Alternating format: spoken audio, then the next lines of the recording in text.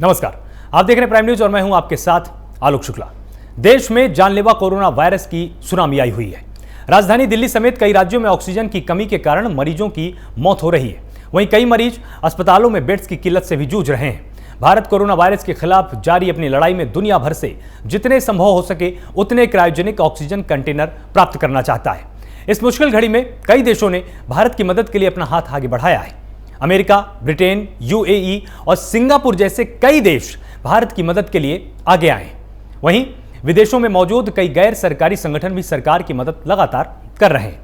America के राष्ट्रपति Joe Biden के नेतृत्व में अमेरिकी प्रशासन कोरोना वायरस महामारी से लड़ाई में भारत को आपातकालीन सहायता मुहैया कराने के साथ ही कोविशील्ड टीके के भारतीय निर्माता को तत्काल कच्चा माल उपलब्ध कराने को लेकर दिन रात काम कर रहा है। सऊदी अरब से 80 मीट्रिक टन जीवन रक्षक गैस लाई जा रही है। ऑक्सीजन को भेजने का काम अडानी समूह और लिंडे कंपनी के समूह से किया जा रहा है। ब्रिटेन ने वेंटिलेटर और ऑक्सीजन संकेंद्रक समेत अन्य जीवन रक्षक चिकित्सा उपकरण भेजने की घोषणा कर दी है। वहीं जर्मनी की चांसलर एंजेला मर्केल ने कहा कि उनकी सरकार भारत के लिए तत्काल सहायता मिशन की तैयारी कर रही है। पाकिस्तान ने कोरोना वायरस की घातक लहर से लड़ने में मदद देने के लिए भारत को वेंटिलेटर समेत अन्य राहत सामग्रियां उपलब्ध कराने की पेशकश कर दी है और कहा कि दोनों देश वैश्विक महामारी के कारण उभरी चुनौतियों से निपटने के लिए आगे सहयोग के संभावित तरीकों की संभावनाएं तलाश सकते हैं। यानी इस मुश्किल घड़ी में दुनिया के कई देश कोरोना से जंग लड़ने में भारत की मदद के लिए आगे आए। तो लगातार आज हम इसी पर चर्चा करेंगे। अगले 1 घंटे में हम समझने की कोशिश करेंगे कि साथ ही हाथ बढ़ाना मुश्किल घड़ी है। सऊदी अरब से ऑक्सीजन लगातार लाई जा रही है। ये तमाम ऐसे देश हैं जो हमारी मदद कर रहे हैं। ब्रिटेन वेंटिलेटर जैसे मेडिकल उपकरण हमको भेज रहा है। ये एक बहुत बड़ी मदद है क्योंकि इसी की सबसे ज़्यादा कमी यहाँ पर महसूस की जा रही है। और साथ ही जर्मनी सहायता मिशन की यहाँ पर तैयारी कर रहा है। तमाम मेडिकल के उपकरण और ऑक्सीजन की मदद जर्मनी भी कर सकता है। और लगातार भारत की मदद के लिए यूरोपीय संघ यहाँ पर मदद कर रहा है। सिंगापुर से आ रहे क्रायोजेनिक ऑक्सीजन कंटेनर भी भारत के लिए एक बड़ी मदद साबित होने वाले हैं। भूटान से ऑक्सीजन का आयात किया जा रहा है। तो लगातार यहां पर ये तमाम ऐसी चीजें हैं जिससे कि भारत को मदद मिलेगी। अमेरिका आपातकालीन सहायता मुहैया कराने को तैयार है और साथ ही ये इसलिए भी सबसे ज्यादा अहम हो जाता है क्योंकि इनकी तकनीक भी बहुत ज़्यादा बेहतर है, उत्तम है। तो निश्चित रूप से यहाँ से जो मेडिकल उपकरण आएंगे उससे भारत को और ज़्यादा मदद मिलेगा। और साथ ही अफगानिस्तान ने भी एकजुटता दिखाई है। इसने भी भारत की हर संभव मदद का ऐलान कर दिया है। पाकिस्तान जैसे देश ने भी भारत के लिए मदद का हाथ आगे बढ़ाया है। चीन आवश्यकता के मुताबिक यहाँ पर मदद देने को बिल्कुल तैयार है। संकट की घड़ी में हमारे साथ कौन कौन है? हमारे साथ अमेरिका है, हमारे साथ अगर हम बात करें तो ब्रिटेन है, साथ ही अगर हम बात करें तो ब्रिटेन के साथ साथ यूरोपीय संघ भी हमारी लगातार मदद कर रहा है और यूएई भी हमारी मदद के लिए आगे आ चुका है। यूएई ने भी कहा है कि हम तमाम मदद करेंगे। सिंगापुर जहां से सबसे ज़्यादा निवेश भारत में आता है और सबसे ज़्यादा जो हमारी इकोनॉमी सपोर्ट करता है सिंगापुर, उससे भी मदद की पूरी उम्मीद है। सऊदी अरब भी लगातार भारत के साथ कंधे से कंधा मिलाकर खड़ा हुआ नजर आ रहा है। जर्मनी कि जो चांसलर हैं एंजेला मर्केल, इन्होंने भी मदद का पूरा भरोसा दिलाया। इन्होंने कहा है कि हम भारत के साथ हैं, हम भारत को हर संभव मदद करेंगे। भूटान जैसा एक छोटा सा देश जिसको कि हम खाद जैसी जरूरतों का सामान भी देते हैं, वो भी आज इस संकट घड़ी में भारत को सब कुछ मदद करने के लिए तैयार खड़ा है। तो निश्चित रूप से भारत ने जिस तरह से तमाम देशों की पहले मदद की है, आज उसका प्रतिफल भारत को मिल रहा है। तमाम जो पहले प्रश्न उठाए जाते थे कि भारत बेवजह देशों की मदद आपातकाल में कर रहा है, अब उसका देखिए किस तरह से एक बेनिफिट आप देख सकते हैं कि जिन देशों की मदद भारत ने अपने यहां पर आपातकाल लागू होने से पहले कहा, आज वो सारे के सारे देश भारत की मदद कर रहे हैं। तमाम मेहमान मेरे साथ यहां पर जुड़े हुए होंगे। आपको मैं पहले एक बार उनसे यहां पर रूबरू करा देता हूं। हमारे साथ गौरव मिश्रा होंगे, प्रवक्ता बीजेपी हैं, आपका बहुत बहुत स्वागत है प्राइम न्यूज पर। जावेद अहमद हमारे साथ होंगे, प्रवक्ता कांग्रेस हैं, आपका भी बहुत बहुत स्वागत है प्राइम न्यूज पर। साथ ही डॉक्टर दिवेश श्रीवास्तव वरिष्ठ आयुर्वेदिक चिकित्सक हैं, ये भी हमारे साथ होंगे और डॉक्टर नरेश चावला हमारे साथ होंगे, उपाध्यक्ष डीएमसी के। आपका भी बहुत बहुत स्वागत है। सबसे पहले गौरव, हम आपसे यहां पर समझना चाहेंगे, देखिए तमाम देश आज भारत के साथ खड़े दिखाई दे रहे हैं। भारत ने जिस तरह से आपातकाल में, जब अमेरिका में इमरजेंसी लागू थी, ऑस्ट्रेलिया में थी, जर्मनी में थी, तब भारत ने उनकी खुलकर मदद की थी और आज निश्चित रूप से यहां पर जो एक प्रतिफल है उस रूप में मदद सामने आ रही है। सरकार को इससे कितनी मदद होने वाली है और क्या सरकार भी उन उपकरणों का, उन संसाधनों का बखूबी इस्तेमाल करने के लिए तैयार है? देखिए, भारत वो देश है, पूरा विश्व, कोई भी भूखंड रहा हो देश पूरे दुनिया में, जब जब संकट में आया है तो भारत आगे बढ़ करके को मदद किया है। भारत ने इतिहास गवाह है। जब भारत ये कहता है अयम निज करोवेति गणना लघु चेत साम उतार चरिता नाम तो वसुधैव कुटुम्बकम, तो उसको चरितार्थ भी करता है। ठीक उसी प्रकार जैसे प्रधानमंत्री मोदी जी ने पूरे विश्व को लगभग 72 देशों को वैक्सीन सप्लाई किया, हाइड्रोक्सीक्लोरोक्विन दिया, और संकट के समय में जब पूरी दुनिया में हाहाकार था उस समय भारत से भेजी गई मदद उनके लिए एक वरदान साबित हो रही थी। ऐसे में अमेरिका ने जो वैक्सीन में प्रयोग करने किए जाने वाले फिल्टर और कुछ जो सॉल्यूशंस हैं उस पर जो प्रतिबंध लगाया एम्बार्गो कानून का हवाला देते हुए, ये बहुत ही संकट खड़ा करने वाला था भारत के लिए, जबकि वो रॉ मटेरियल अमेरिका से आ रहे थे और भारत ने अमेरिका को भी लगभग 40 लाख वैक्सीन सप्लाई भी की और दवाइयां भी भेजी थी, लगभग 9 टन रॉ मटेरियल भी भेजा था। तो उनके संकट काल में भारत कंधे से कंधा मिला करके खड़ा था। आज जब भारत को आवश्यकता है तो निश्चित रूप से पूरा विश्व इस बात को देख रहा है और माइन्यूटली ऑब्जर्व कर रहा है कि भारत के साथ हम कैसा व्यवहार करें। तो आज उसी का प्रतिफल भारत को मिल रहा है और यूरोप तो पहले से भी भारत के साथ रहा है, मिडिल ईस्ट के देश भारत के साथ रहे हैं, पाकिस्तान जैसा देश जो बात कर रहा है मदद करने की, ये एक सकारात्मक संदेश है। परंतु भारत ने पाकिस्तान को भी वैक्सीन सप्लाई किया है दूसरे के माध्यम से, यूएन के माध्यम से। पाकिस्तान ऐसा मुल्क नहीं है जहां भारत की मदद न पहुंची है। आज उसी का प्रतिफल भारत को मिल रहा है और भारत में जिस तरीके से आउटब्रेक कोरोना एकाएक और जो स्वास्थ्य की सेवाएं हैं वो उस संभालने में सक्षम नहीं थी, यद्यपि अब रिकवरी रेट हमारी बहुत तेजी से बढ़ भी रही है, मॉर्टेलिटी रेट भी घट रही है। मुझे लगता है कि आने वाले कुछ समय के अंदर ही हम लोग इस संकट को पर काबू पाएंगे, ऐसा हमारा पूर्ण विश्वास है। बिल्कुल। जावेद अहमद हमारे साथ लगातार जुड़े हुए प्रवक्ता कांग्रेस हैं। जावेद जी, देखिए जिस तरह से पूरे विश्व के तमाम बड़े देश भारत की मदद कर रहे हैं वो अपनी जगह है, मदद आएगी, लेकिन आपको क्या लगता है सरकार की तरफ से भी तैयारियों को और भी पुख्ता करने की जरूरत है, क्योंकि संसाधन हमारे पास सीमित हैं और कहीं ऐसा ना हो कि इस संकट की घड़ी में सिर्फ हम दूसरों की मदद पर ही नहीं निर्भर रह जाएं, अपने संसाधनों पर हम यहाँ पर ध्यान नहीं दे पाएं। सरकार को किस तरह की और सावधानियां बरतने की जरूरत है? देखिए आलोक जी, जो विदेशी सहायता की बात है, निश्चित रूप से हम भी अगर उनके पूरे दौर में खड़े हुए हैं, आज वो हमारे साथ खड़े हैं, उस पर हम बहुत चर्चा नहीं करना चाहते हैं। अमेरिका ने तो अभी जबानी जमा खर्च किया है और उसने सिर्फ जबान से हमदर्दी जाहिर की है अभी, और दूसरा कोई स्टेप नहीं लिया है। ये आज हमारी सुर्खियों में भी है समाचारों की, तो उस पर चर्चा न करके देखिए, निश्चित रूप से कल डॉक्टर राकेश मिश्रा जी हैं, बहुत बड़े साइंटिस्ट हैं, उन्होंने एक बात कही है कि हमें अब मई के लिए हमारी क्या तैयारियां हैं। मई में ये बहुत पीक पर होगा। अभी एक अंदाजा लगाया जा रहा था कि ये 15 मई तक रहेगा, इस तरीके से रहेगा। देखिए, अब हेडलाइन मैनेजमेंट की बात सरकार को या किसी भी सत्ताधारी दल को नहीं करना चाहिए, वो देश में कहीं किसी राज्य में हो। अब ये हेडलाइन मैनेजमेंट से बात आगे निकलकर जमीन पर आने की बात है कि जमीन पर आकर सरकारें किस तरीके से काम करती हैं, और सरकार में जो सत्ताधारी दल बैठे हुए लोग हैं, इनको ब्यूरोक्रेसी के आंकड़ों पर बहुत आंख बंद करके भरोसा नहीं करना चाहिए। ये जो हम आज इस संकट काल से गुजर रहे हैं, इसमें बहुत बड़ी भूमिका हमारे सत्ताधारी दल के नेताओं की इस तरीके से रही है कि जो ब्यूरोक्रेसी ने आंकड़ा दे दिया उसको हमने सर माथे पर ले लिया। आज ये खराब स्थितियां हुई। अगर हमने सितंबर में हमने कई डिबेट पर लगातार कहा है, कल भी डॉक्टर रणदीप गुलेरिया जी कई चैनलों पर रहे, वो लगातार पिछले वर्ष सितंबर से कह रहे थे कि ये मार्च से मई तक हमारे लिए बड़ा संकट काल का समय होगा, हमें तैयारियां करनी चाहिए, और हम नहीं कर पाए तैयारियां।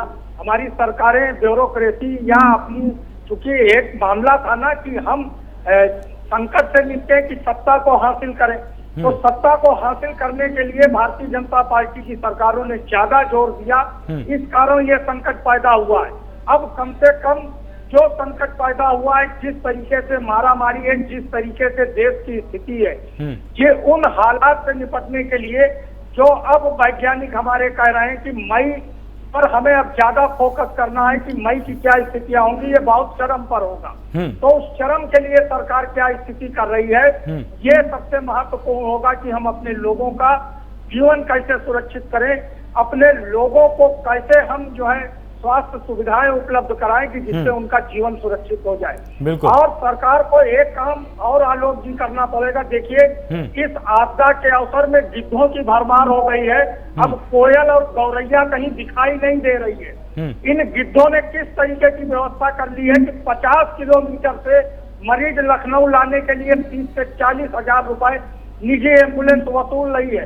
अब लखनऊ में मेडिकल कॉलेज से बैकुंठ धाम तक जाने के लिए 15 से 20 हजार रुपए की वसूली चल रही है। आखिर ये तो सरकार और उसका स्थानीय प्रशासन अच्छी तरीके से भूमिका का निर्वहन कर सकता है कि जिस तरीके से नोच खसोट चल रही है, जिस तरीके से मारामारी चल रही। गौरव जी बैठे हुए 2 भाजपा के विधायक इस साल में भी जो है काल के गाल में समा गए। पिछले चरणों में 2 मंत्री काल के गाल में समा गए थे।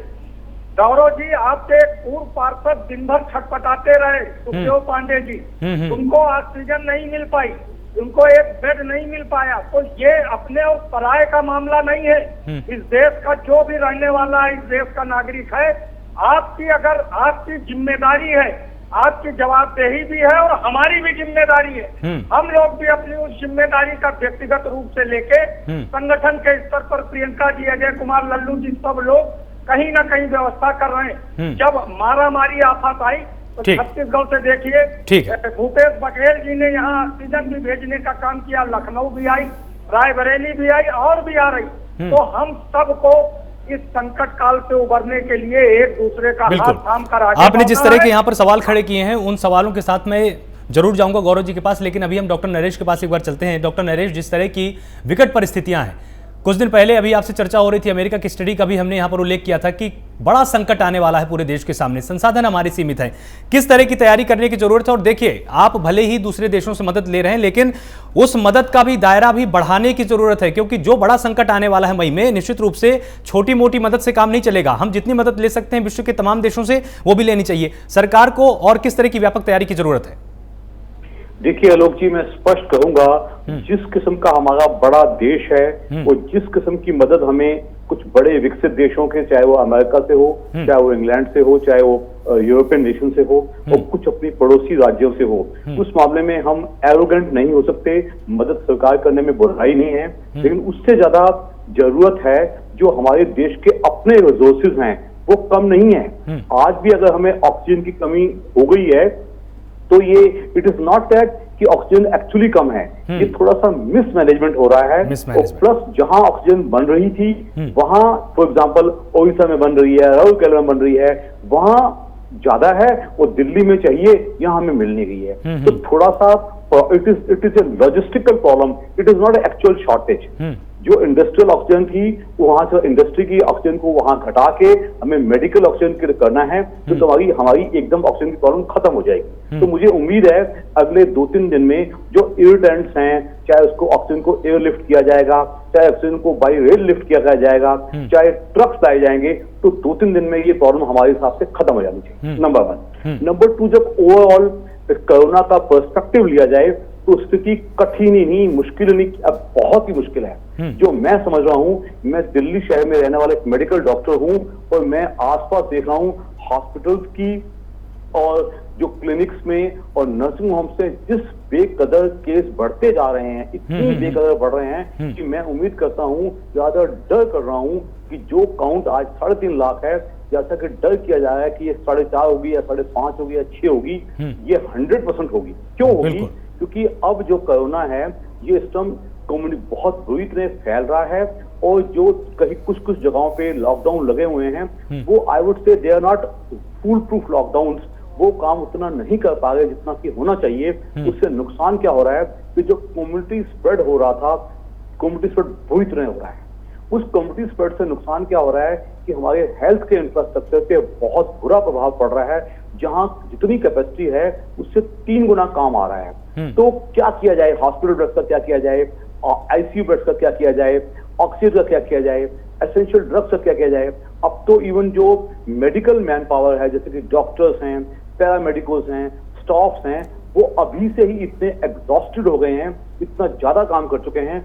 मेरे विचार में एक संपूर्ण लॉकडाउन ही वायरस का और आदमी का कॉन्टैक्ट तोड़ेगा तो एक बंद होना बंद होगा। जो पिछली बार का हमारा लॉकडाउन था, मुझे अच्छी तरह याद है कि लोगों को अपने फर्स्ट फ्लोर से ग्राउंड फ्लोर में आने में तकलीफ होती थी।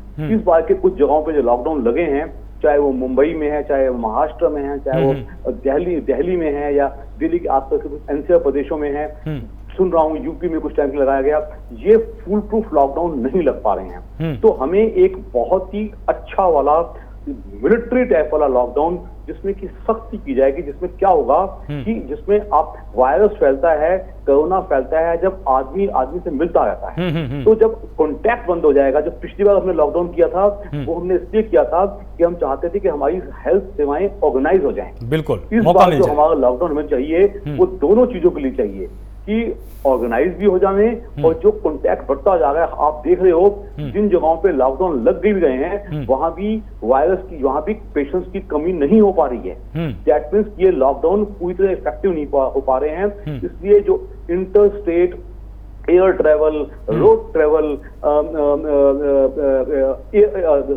रेल ट्रेवल को टोटली बंद किया जाए, क्योंकि ये हमें बहुत जल्द करना पड़ेगा। हमारे हिसाब से पहले कुछ हफ्ते गुजर गए जब हम संभाल सकते थे स्थिति को, वो पॉलिटिकल गैदरिंग्स और रिलीज गैदरिंग में गुजर गए। लेकिन जो अब हम टाइम वेस्ट कर रहे हैं, हम कोरोना वायरस को और फैलने का मौका दे रहे हैं। तो ये मैंने पहले भी कई बार बोला है कि we have to take a decision, because ये सच है कि टेकिंग द डिसीजन ऑफ मतलब आपका संकेत बिल्कुल इस तरफ है कि जो भी संसाधन हमारे पास है, जो भी हमारी तैयारी है, आने वाले कल में ये बहुत ही सीमित, बहुत ही बौनी नजर आने वाली है।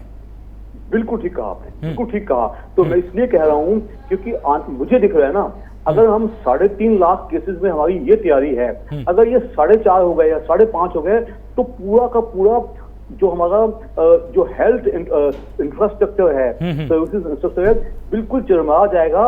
वो एक बिल्कुल हपड़ा-रोड़ी हो जाएगी, वो हाहाकार मच जाएगा। आदमी एक दूसरे पे कोई भरोसा नहीं कर पाएगा, जिसको लोगों को सड़कों पे मरना पड़ जाएगा। तो मेरे हिसाब से लॉकडाउन का फैसला एक तरफ तो जरूरी है और दूसरी तरफ ये बहुत ज्यादा जल्दी जरूरी है। अगर करना है तो जल्दी करो, क्योंकि मेरे विचार में मत भूलिए आलोक जी कि मैंने कल परसों भी कहा था आपके चैनल पे कि हमने 9 अप्रैल को हम 1 लाख केसेस देख रहे थे, जस्ट 9 दिन बाद हम 2 लाख केस देख रहे थे, जस्ट 6 दिन बाद हम 3 लाख केस देख रहे थे।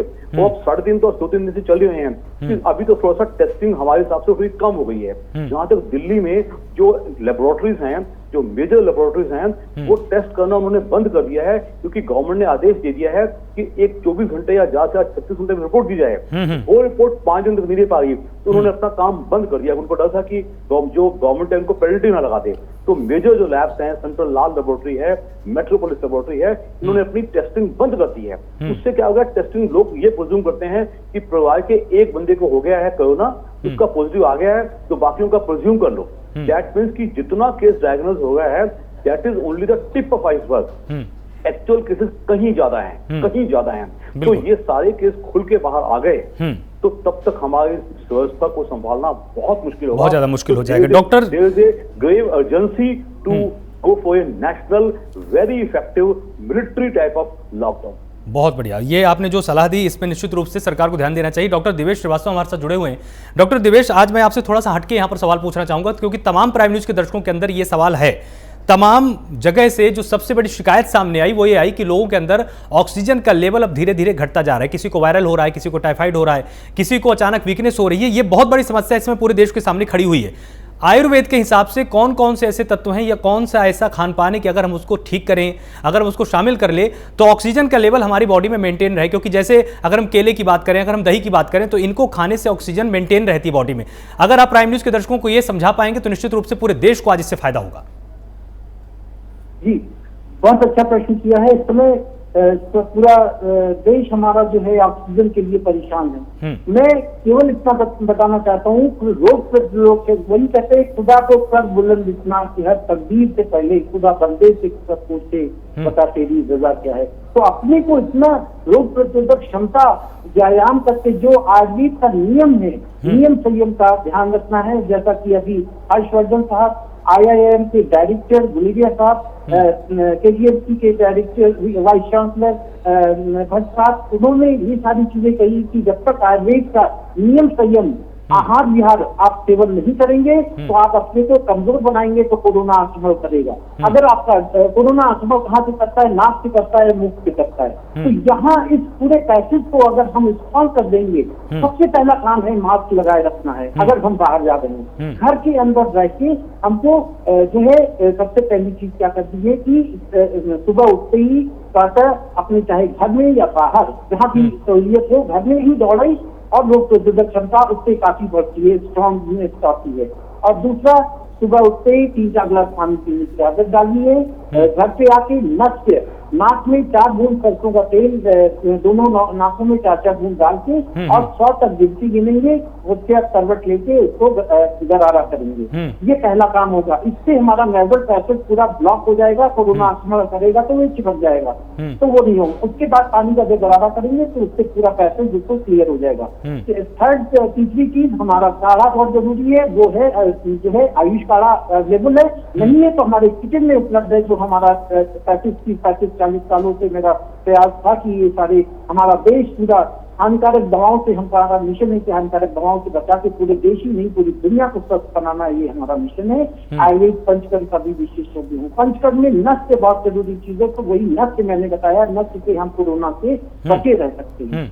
दूसरी चीज जो है, जो गले के अंदर हमारा अफवा कहाँ होता है, जब नाजल प्रोसेस से अंदर कोरोना एंटर करता है तो गले से जाता है, वो काफी देर से दिनों तक यहाँ पे रहता है, फिर उसका चेस्ट में जाता है। तो चेस्ट को मजबूत करने के लिए हमको काढ़ा बहुत जरूरी है। या तो आयुष काढ़ा उपलब्ध हो, नहीं तो हमारे घर में उपलब्ध है इलायची, काली मिर्च, दालचीनी, लौंग, जावित्री। तो इलायची 1 ले लीजिए, 1 आदमी के लिए, लौंग 1 ले लीजिए, दालचीनी थोड़ी सी, जावित्री थोड़ी सी और काली मिर्च 7-8। ये मात्रा अगर इसको उबाल के इसमें ये जब उबल जाए 1 गिलास पानी में आधा गिलास बचे तो इसमें तुलसी, अदरक, काली मिर्च, अदरक, जरकुश और तुलसी सब लोग अपने घर में जरूर लगाएं। इस समय ऑक्सीजन की कमी को दूर करने के लिए एक और हम कहेंगे कि अगर वृक्ष है तो हमें नहीं तो दुनिया खत्म है। हम एक मैसेज भी देना चाहेंगे कि सब लोग, ऑक्सीजन कहाँ से मिलती है हमको, पीपल से मिलती है, बरगद से मिलती है, नीम से मिलती है। तो सब लोग हमारा एक ये संदेश एक्सेप्ट करें कि सब लोग पेड़ जो है वृक्षारोपण जरूर करें, जिससे कि हमारे पूरे देश को ऑक्सीजन मिल सके। अगर वृक्षारोपण करेंगे तो शायद नंबर 1 के उत्तर भी बन जाएंगे अभी तक चाइना। तो एक ये करना है। तो काढ़ा जो बनेगा उसमें छान के उसको रस डाल के और छान के कप में नींबू का रस डाल के वो नियंत्रित, अगर 3-4-5 भी पी लेते हैं तो, लेकिन 3 अगर काला पीते हैं तो शरीर की रोग प्रतिरोधक क्षमता बनी रहती है। ये करना बहुत जरूरी है। और उसके बाद रोग प्रतिरोधक, हमारा शरीर जो होता है वो अम्लीय और क्षारीय तत्वों से बना हुआ होता है। क्षारीय तत्व हमारे शरीर में बहुत ज्यादा होता है क्योंकि ब्लड हमारे ज्यादा होता है, ब्लड क्षारीय होता है। तो उसको अगर हमको इम्प्रूव करना है, अपनी रोग प्रतिरोधक क्षमता करना है, तो हरी सब्जियों का मैक्सिमम सेवन, प्रचुर मात्रा में सेवन करना है। इसके लिए हम बहुत अच्छी चीज बताने जा रहे हैं। जैसे बच्चे भी आजकल के जो है वो खाना नहीं खाते, तो उनके खाने की व्यवस्था मैंने ये किया है कि कुकर में माएँ जो है अपना कुकर में सारी सब्जियां, करेला भिंडी छोड़ के वो अलग से खाएं, सारी सब्जियां, लौकी, तरोई, परवल, टमाटर, गाजर, चुकंदर सब डाल के उसको कुकर में मैश डाल दें। और कुकर में डाल के और उसके बाद उसको 1 गिलास पानी डाल के उसको जो है 7-8 सीटी डलवा के फिर मिक्सी में ग्राइंड करते हैं। उसके बाद मिक्सी नहीं है वो घोट के और छन्नी में जैसे सूप छानते हैं वैसे छान लें और उसका पल्प जो है वो आटे निकालें। तो आटे में आप पूरी दुनिया ये सुन ले कि आटे में पानी नहीं मरेगा, आटे में सारी सब्जियां मैश करिए, वो एक एक्स्ट्रा विटामिन मिनरल, हमको मल्टी विटामिन लेने की जरूरत नहीं है। इस सब्जियों में हमारे पास सब है, सारी मल्टी विटामिन। तो वो अगर हम सेवन कराएंगे हमारे देशवासियों की तो रोग प्रतिरोधक क्षमता बढ़ेगी। और इस तरह से रात में ये विशेष ध्यान रखना है, खट्टी चीजें का सेवन नहीं करना है। दही, मूली और खीरा, ये सारी चीजें रात में नहीं खानी है। सुबह दही, छाछ जो है हमारे शरीर का अमृत है। तो जब तक अगर अपने को रोग प्रतिरोधक बनाए रखना है तो आपको 2-1 गिलास छाछ जो है वो उसमें भुना हुआ जीरा और काला नमक डाल के वो नियमित पिएंगे तो हमारा शरीर जो है, हमारा आंखें वो बिल्कुल ठीक रहती है।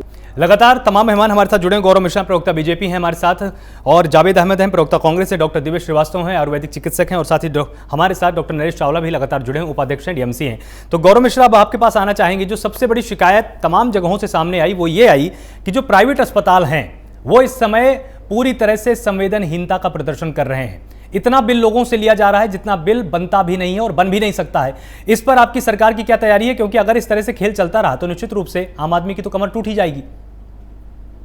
नहीं, इसमें कोई दो राय नहीं है। सरकारी अस्पतालों के अलावा जो प्राइवेट अस्पताल हैं उनका मनमाना खेल चल रहा है और वो संज्ञान में भी है और उनके ऊपर का संकेत मुख्यमंत्री जी ने भी दे दिया है निर्देश और इनकी सूचनाएं भी एकत्रित की जा रही हैं और इनके क्षेत्रों के हिसाब से नोडल एजेंसियां भी तय की गई हैं। 2 विश्वविद्यालयों को भी इसमें लगाया गया है और उनके निगरानी में, उनके मॉनिटरिंग में ये सब सारी चीजें हो रही हैं और जहां से भी शिकायत आएगी उस शिकायत पर निश्चित रूप से कार्रवाई होगी और प्राइवेट अस्पताल की जो शिकायत है वो वाजिब है। बहुत से लोगों के साथ ऐसा किया गया है और वो सब चिन्हित किए जा चुके हैं। बहुत से प्राइवेट अस्पतालों को बंद भी कराया जा चुका है प्रशासन के द्वारा जो इस तरह के काम कर रहे हैं। बहुत जगह ऑक्सीजन की जो सप्लाई है उसमें जो बाधा है वो आर्टिफिशियल है, क्रिएटेड है, जानबूझ करके ये सब सारी चीजों की भी जांच की जा रही है। तो इसमें अनियमितता की गुंजाइश है, उसको अस्वीकार नहीं किया जा सकता, उससे इनकार नहीं किया जा सकता। लेकिन यह है कि प्रशासन बहुत चुस्त है और उत्तर प्रदेश में माननीय मुख्यमंत्री जी ने बहुत कड़ा निर्देश दिया है और कहीं भी किसी भी प्रकार की कालाबाजारी हो, अस्पताल की अव्यवस्था हो, उसके कारण से यदि परेशानी आती है तो उनके ऊपर कार्रवाई होना तय है, सुनिश्चित है। बिल्कुल गौरव जी, एक जो सबसे बड़ा सवाल यहाँ पर एक खड़ा हुआ है वो ये भी खड़ा हुआ कि देखिए बहुत सारे देश अब भारत की मदद के लिए सामने आए, तमाम जगहों से संसाधन आएंगे, सुविधाएं आएंगी, मेडिकल के उपकरण आएंगे, लेकिन जो अस्पताल प्रबंधन से जुड़े हुए लोग हैं, जो चिकित्सकीय अधिकारी हैं, उन्होंने एक बड़ा ऑब्जेक्शन उठाया। उन्होंने ये कहा कि अगर आप सारी की सारी चीजें जिलाधिकारी के हाथ में दे देंगे, अगर आप प्रशासनिक अधिकारियों के हाथ में दे देंगे, वो क्या करते हैं फिर हमको तमाम चीजों के लिए लगातार लटकाते हैं। लाल फीताशाही इससे और भी ज्यादा बढ़ती जा रही। तो जो मेडिकल से, जो स्वास्थ्य विभाग से जुड़े हुए लोग हैं, उनका ये कहना है कि सब कुछ जिलाधिकारी के हाथ में आप मत दीजिए। जिलाधिकारी अगर तय करेगा कि ऑक्सीजन यहां पर जाएगी, ऑक्सीजन का बंटवारा ऐसे होगा, तो चीजें और ज्यादा खराब होंगी। इस पर भी ध्यान देने की आपको जरूरत है।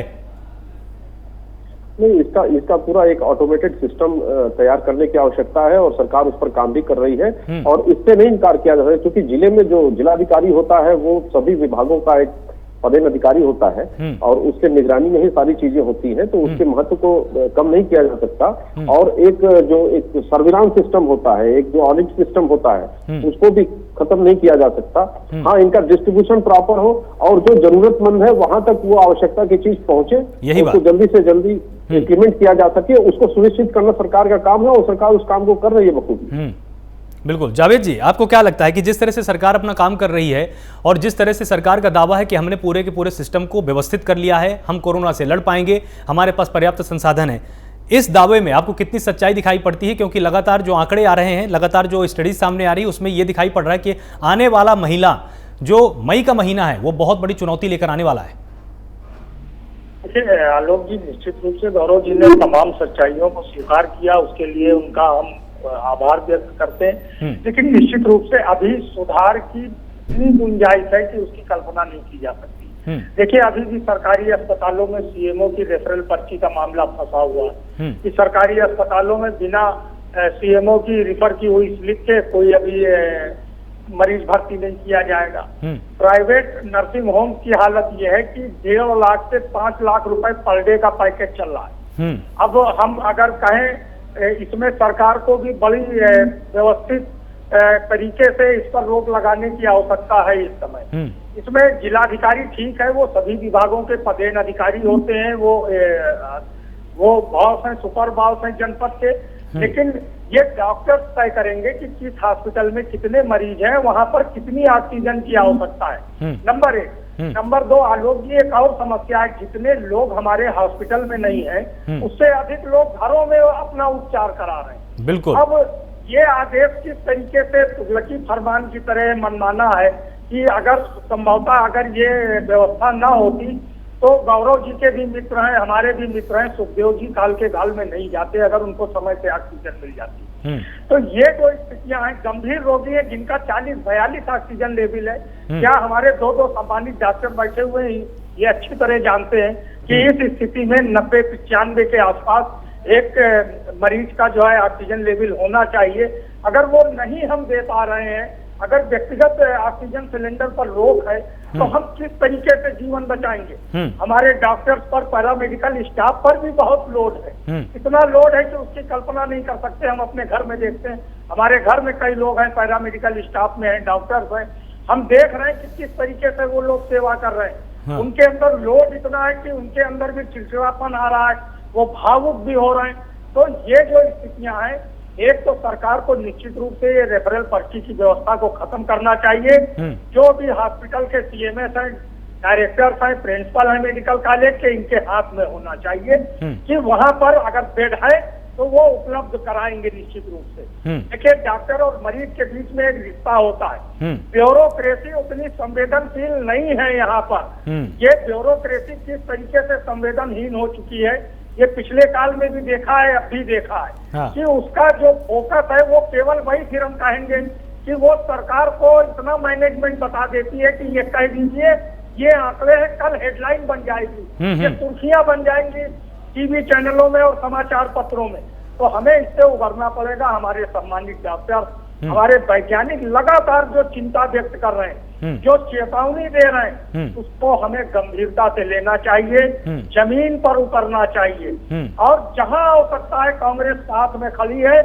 हम राजनीति 365 दिन करते हैं, लेकिन ये संकट काल है, इसमें कोई राजनीति करने की आवश्यकता नहीं है। ये सब अपने लोग हैं, हमें इनका जीवन सुरक्षित करना है, इनको समुचित उपचार उपलब्ध कराने का काम करना है। हम ठीक है कि भारतीय जनता पार्टी से हमारा वैचारिक विरोध कल भी था, आज भी है और निश्चित रूप से कल भी रहेगा। लेकिन इस संकट काल में हम सारे विरोध को किनारे करके हम पूरा सहयोग, साथ और समन्वय के साथ साथ देने के लिए तैयार हैं। लेकिन इस पर राजनीति न तलाशी जाए, अपने हो, पराये हो, जाने हो, अनजाने हो, आखिर ये सब है तो भारत के लोग ना, है ना सब उत्तर प्रदेश के लोग। आखिर इनको खोने का दर्द किसी न किसी परिवार को, किसी न किसी पड़ोसी को, मित्र को तो सहना पड़ रहा है ना।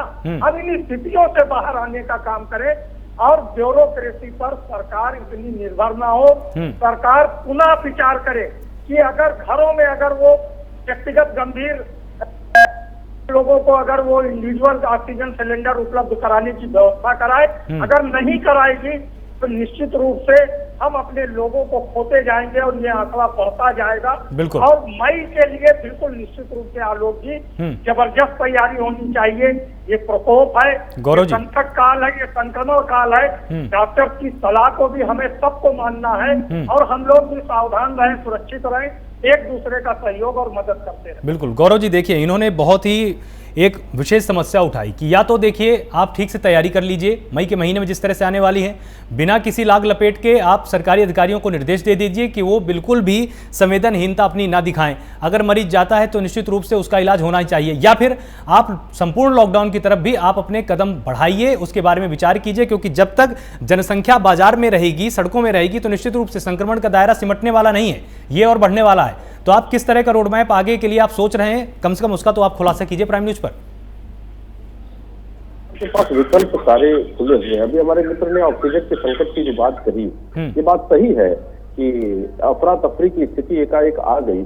कुछ दवाओं की भी आ गई और ऑक्सीजन की भी आ गई। लेकिन आपको बताएं कि महज 4 से 5% रोगियों को ही ऑक्सीजन की आवश्यकता होती है, या फिर जो इंजेक्शन की आवश्यकता है वो भी 3 से 4% रोगियों की ही होती है। और जो होम आइसोलेशन में जो लोग ठीक हो रहे हैं उनकी संख्या बहुत ज्यादा है। अभी देखिए रिकवरी रेट 2 लाख से ज्यादा लोग ठीक भी हुए। अगर 3 लाख लोग से ऊपर बीमार लोग आ रहे हैं, कोविड से ग्रसित आ रहे हैं, तो 2 लाख से ज्यादा लोग उसमें ठीक भी हो रहे हैं। तो ऐसा नहीं, हमारी रिकवरी रेट भी बढ़ना है, वैक्सीनेशन को भी बढ़ाना है, टेस्ट को भी बढ़ाना है।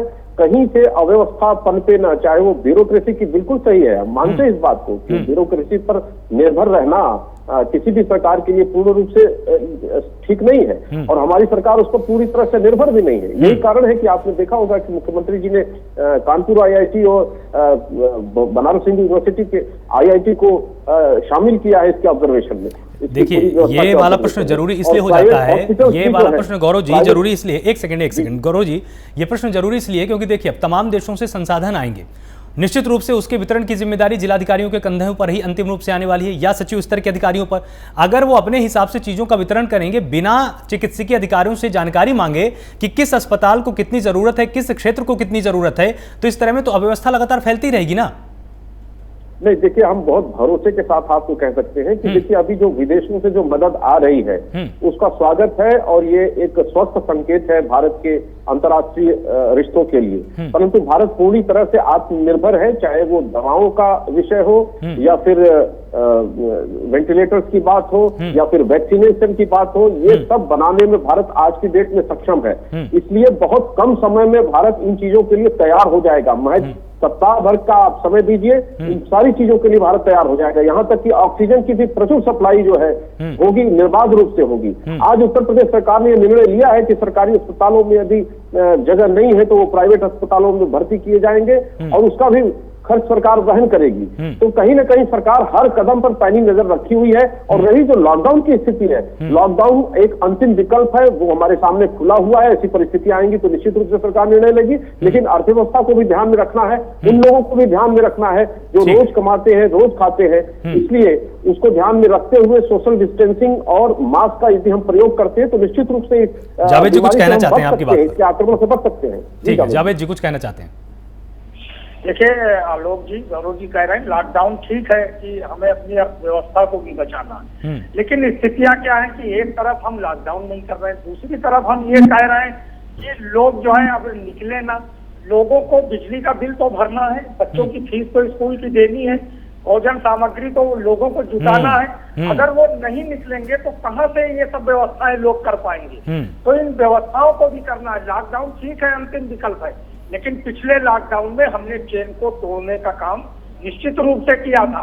ये अंतिम विकल्प है, हमारे डॉक्टर्स भी यही कह रहे हैं, वैज्ञानिक भी यही कह रहे हैं। लेकिन हमें किस तरीके की व्यवस्था करनी है, किस तरीके की नहीं करनी है, हमें तो पहला फोकस अब ये करना है कि जो लोग उपचाराधीन है इनको किस तरीके से वो सुविधाएं मिले कि जिससे इनका जीवन बचे। और मई का जो प्रकोप जो चरम आने वाला है इस कोविड का, इसमें हमारे दो डॉक्टर्स बैठे हुए, ये ट्रिपल म्यूटेशन जो आ गया है, ये पकड़ में डबल म्यूटेशन तो पकड़ में नहीं आ रहा। आरटीपीसीआर निगेटिव है, एंटीजन निगेटिव है, उसके बाद डॉक्टर लक्षण है उस व्यक्ति के अंदर, तो डॉक्टर्स को दूसरी तमाम जो है टेस्ट कराने पड़ रहे हैं, उसके बाद ये पकड़ में आ रहा है। ये धोखा दे रहा है हर ये म्यूटेंट। जब धोखा दे रहा है तो ट्रिपल म्यूटेंट किस तरीके का कहर बर पाएगा, ये अभी हम लोग कल्पना नहीं कर सकते हैं। ये लगातार वैज्ञानिक चेतावनी दे रहे हैं कि इससे हमें सतर्क रहना होगा और उस सब बहुत सतर्कता के साथ गंभीर होकर इसके लिए हमें तैयारी करनी होगी। ये जो चीजें आ रही हैं इसके लिए ठीक है, उत्तर ले लेते हैं। गौरव जी यहाँ पर एक छोटा सा उत्तर देना चाहते हैं। तैयारी सरकार को करनी होगी। देखिए, जवाब देकर ना आप जिम्मेदारी से सरकार बच सकती है, ना विपक्षी दल बच सकते हैं, ना आप जवाबदेही से सरकार में है इसलिए बच सकते हैं। तो आपके ऊपर डबल जिम्मेदारी है गौरव जी कि आप जिम्मेदारी से भी नहीं बच सकते और जवाबदेही से भी नहीं बच सकते। सहयोग के लिए पूरी तरीके से, पूरी क्षमता के साथ तैयार है। कहीं पर भी किसी भी तरीके से हो, हमें अपने लोगों के जीवन की रक्षा करनी है, उनको सुविधाएं उपलब्ध करानी। डॉक्टर नरेश जी ने कहा कि मई में हो सकता है कि हमारी पूरी व्यवस्था तहस नहस हो जाए, तो ये व्यवस्था तहस नहस ना होने पाए, हमारे लोग घरों पे रहें, जीवन सुरक्षित रहे, लोगों को अस्पताल की तरफ न भागना पड़े, लोगों को अपनी मेहनत की गाढ़ी कमाई को न, ठीक है, जवाब ले लेते हैं गौरव जी से, जवाब देना चाहते हैं। चीजों पर हमें फोकस करके काम करना होगा निश्चित रूप से। ठीक है गौरव जी, आपके चैनल के माध्यम से एक महत्वपूर्ण जानकारी जरूर हम आपके दर्शकों को देना चाहेंगे। स्वागत है। कि भारत की दोनों वैक्सीन, कोविशील्ड या कोवैक्सीन, दोनों वैक्सीन जो है, ये अभी बहुत महत्वपूर्ण बात कही जावेद जी ने कि डबल म्यूटेंट या ट्रिपल म्यूटेंट जो आ रहा है इसके बिहेवियर का पता लगाना मुश्किल हो रहा है, लेकिन दुनिया के वैज्ञानिकों ने ये माना है कि भारत की दोनों वैक्सीन इन दोनों तीनों वेरिएंट में फायदेमंद है। वहीं फाइजर की, अमेरिका की जो फाइजर की वैक्सीन है या स्पुतनिक है, वो उतनी कारगर नहीं है जितनी हमारी वैक्सीन कारगर है। तो कहीं ना कहीं जो वैक्सीन को लेकर के एक राजनीतिक हथकंडा अपनाया गया विपक्षी दलों के द्वारा शुरू में, और उससे जो एक भ्रम की स्थिति पैदा हुई देश में, जनता के अंदर में, और कहीं न कहीं लोग उससे उदासीन हुए। मुझे लगता है बहुत मुखर तरीके से आज जिस तरीके से जावेद जी बोल रहे हैं, मुझे बहुत अच्छा लग रहा है कि इस लड़ाई को सामूहिक तौर पे लड़ने की बात की जा रही है। सबको खुल करके इस बात को प्रसारित और प्रसारित करना चाहिए कि भारत की बनी हुई वैक्सीन प्रत्येक व्यक्ति को लगाना चाहिए, नंबर 1। उससे एक तो सुरक्षा कवच हमारा तैयार हो जाएगा, और दूसरा अर्थव्यवस्था चलती रहे, गरीब जो है वो जीता रहे, रोजगार लोगों का चलता रहे। इसके लिए लॉकडाउन विकल्प नहीं है। सोशल डिस्टेंसिंग और मास्क का प्रयोग करके हम इस पर निश्चित रूप से काबू पा सकते हैं। मुझे लगता है कि अब समय आ गया है कि कोरोना महामारी पर आक्रमण करने की आवश्यकता है, केवल डिफेंस नहीं, आक्रमण करके ही इस पर विजय प्राप्त किया जा सकता है। मैं छोटा सा एग्जांपल देना चाहूंगा। आज मैं गया था बाजार में देखने के लिए कि क्या स्थिति है। सोशल डिस्टेंसिंग का पालन अभी भी लोग नहीं कर रहे हैं, मास्क का प्रयोग सभी लोग नहीं कर रहे हैं, जबकि ये उपलब्ध है, बहुत आसानी से उपलब्ध है और ये आत्मसंयम से किया जा सकता है, मेंटेन किया जा सकता है। लेकिन कल जब तबियत बिगड़ेगी, स्थिति बिगड़ेगी, तो उसका दोषारोपण कहीं किसी तीसरे या चौथे व्यक्ति पर जाएगा। तो ऐसी दुर्भाग्यपूर्ण स्थिति न पैदा हो, इसके लिए सभी दलों को आगे बढ़ करके जागरूक करने की आवश्यकता है लोगों को। मुझे लगता है इसका निश्चित रूप से सकारात्मक परिणाम निकलेगा। जी, डॉक्टर नरेश चावला कुछ यहाँ पर बीच में कहना चाहते थे, आप अपनी बात पूरी कीजिए। मैं दोबारा से अपने शब्द दोहरा रहा हूँ।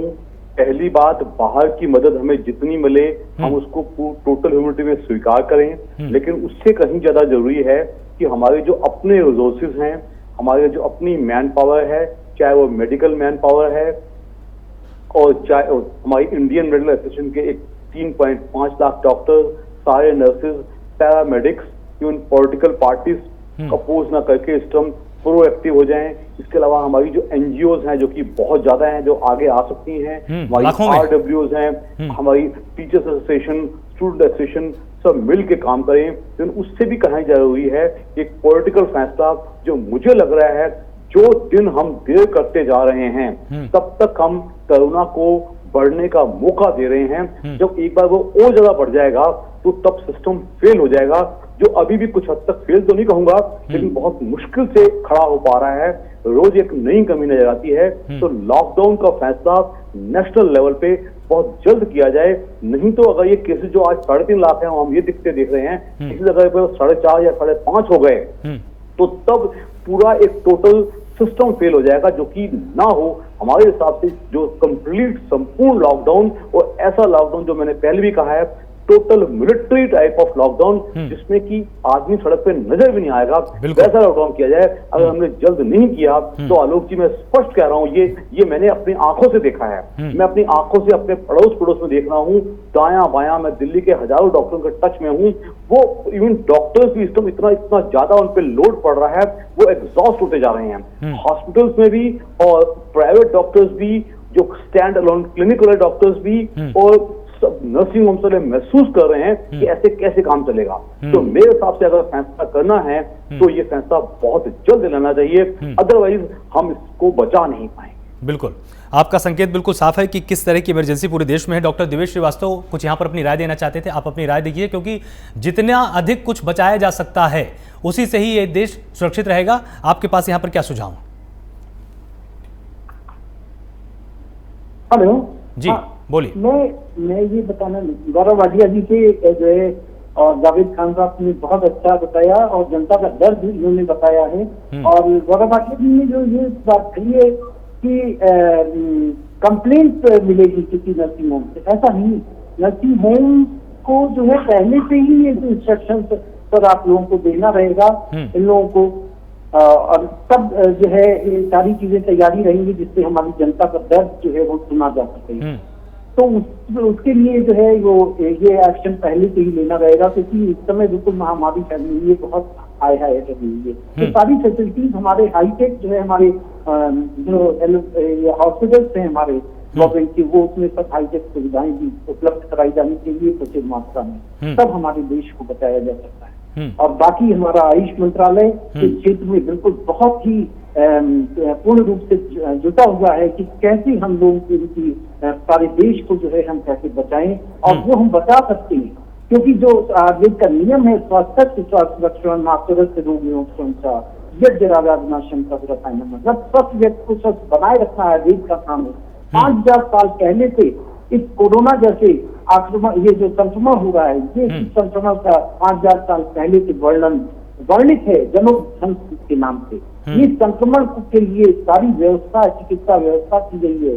घूम का विचार किया गया है कि कपूर, इलायची, लौंग, गूगल, गुड़, ये सारी चीज मिला के इसका हवन करेंगे हम लोग, कपूर डालें और इसका हवन करने से सारे कीटाणु का नाश होता है। और साथ साथ जो ये पंचकर्म चिकित्सा है हमारी, इससे हमारे शरीर का पूरा फ्रीडम होता है। पंचकर्म चिकित्सा में वमन, विरेचन, नस्य, रक्त मक्षण, भक्ति, ये सारी चीजें हमारी की जाती हैं। तो आयुर्वेद एक संपूर्ण चिकित्सा पद्धति जिसके माध्यम से हम चाहें तो पूरे देश ही नहीं पूरी दुनिया को हम हानिकारक दवाओं से बचा सकते हैं। हानिकारक दवाएं हमारी एलोपैथिक जो है वो हमारी इमरजेंसी की मेडिसिन है, हमारी एक अंगूठा हम नहीं मानते हैं, लेकिन पूरी मुट्ठी अगर है तो वो आयुर्वेद है। आयुर्वेद का सहारा लेके हम सारे लोगों को बचा सकते हैं। उनको दैनिक दिनचर्या 3 स्तंभ हैं।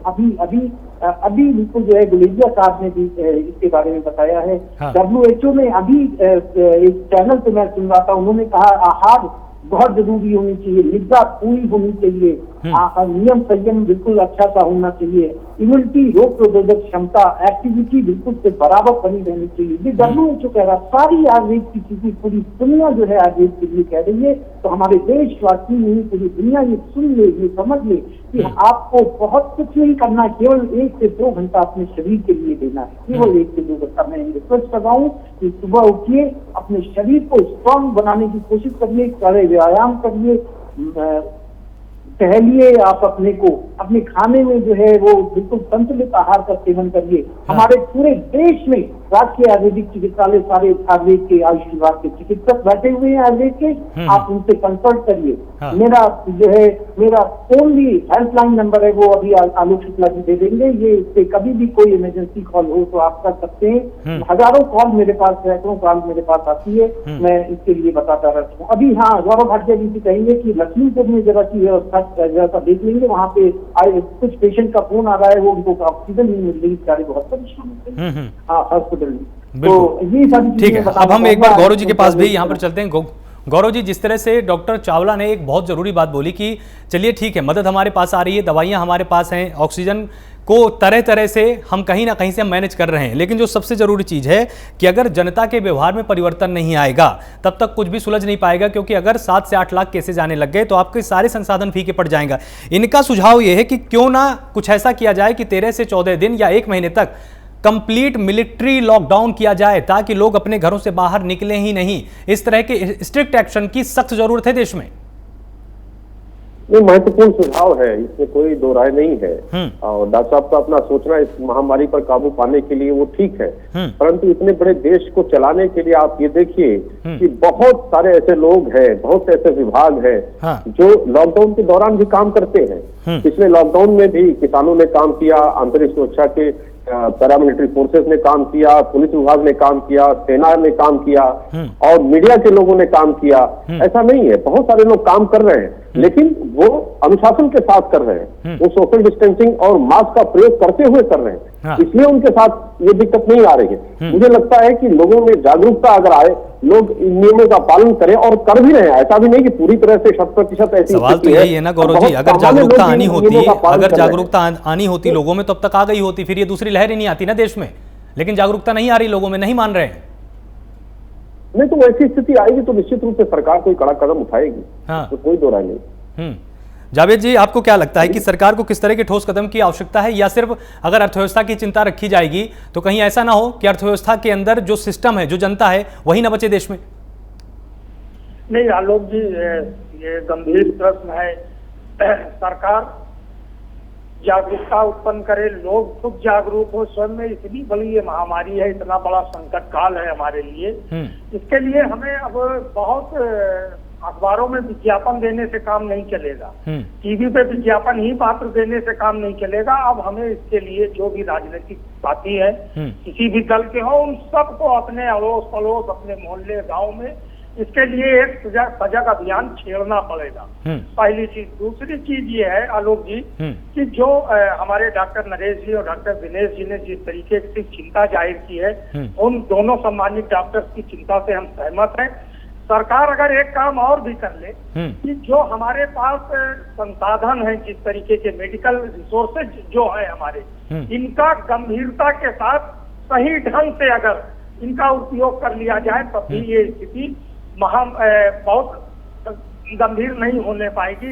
हम अपने जितने भी मेडिकल रिसोर्सेज हैं उसका उचित ढंग से उपयोग करें, उनका कहीं पर भी दुरुपयोग ना होने दें। जो आवश्यक नहीं है कि शहरों के नर्सिंग होम और शहरों के हॉस्पिटल्स में ही इलाज हो, हमारे ग्रामीण क्षेत्रों में, कस्बों में जो पीएचसी है, सीएचसी है, नगर निगम के, नगर पालिकाओं के जो हॉस्पिटल्स हैं, उन पर भी अब फोकस किया जाए कि वहां पर भी इलाज की समुचित व्यवस्था हो। अब होता क्या है कि लखनऊ है, लखनऊ में अगल बगल के जनपद जो गंभीर रोगी होते हैं वो मेडिकल कॉलेज की तरफ जो है उपचार के लिए उनको रिफर कर दिया जाता है। तो क्यों ना हम वहीं पर उस तरीके की स्वास्थ्य सेवाएं उपलब्ध कराएं जो हमको मेडिकल कॉलेज में या किसी भी, लखनऊ के अलावा किसी भी मेडिकल यूनिवर्सिटी में या मेडिकल कॉलेज में मिल रही। क्योंकि दवाएं वही है, जब वही दवाएं मरीज को दी जाएंगी, समय से उसको ऑक्सीजन भी उपलब्ध होगा, या जो बायोटिक मशीनें हैं या वेंटिलेटर है, इस तरीके की जब व्यवस्थाएं होंगी तो निश्चित रूप से उपचार भी सही होगा। और ये अब महत्वपूर्ण होता जा रहा है कि हमें मई की तैयारी के लिए लोगों को जागरूक करना पड़ेगा। जो भी औद्योगिक संस्थान है वहां पर भी किसी भी तरीके से हो, लोगों का सैनिटाइजेशन और फिजिकल डिस्टेंसिंग के साथ काम हो। गौरव जी बैठे हैं, हमारी बात तो सरकार तक पहुंचाएंगे। एक बहुत बड़ी समस्या है कि अखबारों में तो छप रहा है, सूचनाएं मिल रही हैं, लेकिन लगातार उत्तर प्रदेश सरकार की रोडवेज बसों में सैनिटाइजेशन का काम नहीं हो रहा है, नहीं हो रहा। इस सत्य को स्वीकार कर लीजिए, चाहे आप चारबाग बस अड्डे जाए, कैसरबाग जाए, आलमबाग जाए, बसें आती हैं, खड़ी हो जाती हैं, उसमें झाड़ू लग गए और उसके बाद सवारी भर के वो फिर वापस हो रही हैं। तो कम से कम इस मौके पर लोग, अब जागरूकता भी आ रही, लोग अपनी जेब में सैनिटाइजर रख के चल रहे हैं। ऐसा भी नहीं, अगर कुछ लोग अगर गंभीर नहीं है तो कुछ गंभीर भी लोग हैं, वो लोग सीट पे डाल रहे हैं, सब कुछ कर रहे हैं, लेकिन सरकार के स्तर से भी हो और ठीक है जावेद, मोहल्ले हो। बिल्कुल, आपने ये बहुत जरूरी यहाँ पर एक बात उठाई और निश्चित रूप से इस पर सरकार को ध्यान देनी चाहिए कि जो भी सार्वजनिक परिवहन है उनको समय समय पर सैनिटाइज किया जाए। आप सभी मेहमानों का बहुत बहुत शुक्रिया यहाँ पर जुड़ने के लिए। आपने बहुत ही अच्छा आज यहाँ पर विमर्श किया। एक तरह से तस्वीरें बिल्कुल साफ हैं कि मई में जिस तरह का संकट आने वाला है, जिसका अनुमान लगाया गया है, उसी लिए पूरे विश्व के तमाम बड़ी शक्तियां अब भारत के साथ खड़ी हुई नजर आ रही। कोई वेंटिलेटर देने को तैयार है तो कोई ऑक्सीजन। और अब यहां पर भारत की जनता की भी बहुत बड़ी जिम्मेदारी है कि आप मास्क को जरूर पहने, हाथों को बार बार धोते रहें, ताकि जो कोरोना वायरस का एक बहुत बड़ा संकट मई के महीने में आने वाला है उससे देश को बचाया जा सके। यह हम सब की जिम्मेदारी है। लगातार प्राइम न्यूज के साथ आप सब जुड़े रहिए। नमस्कार।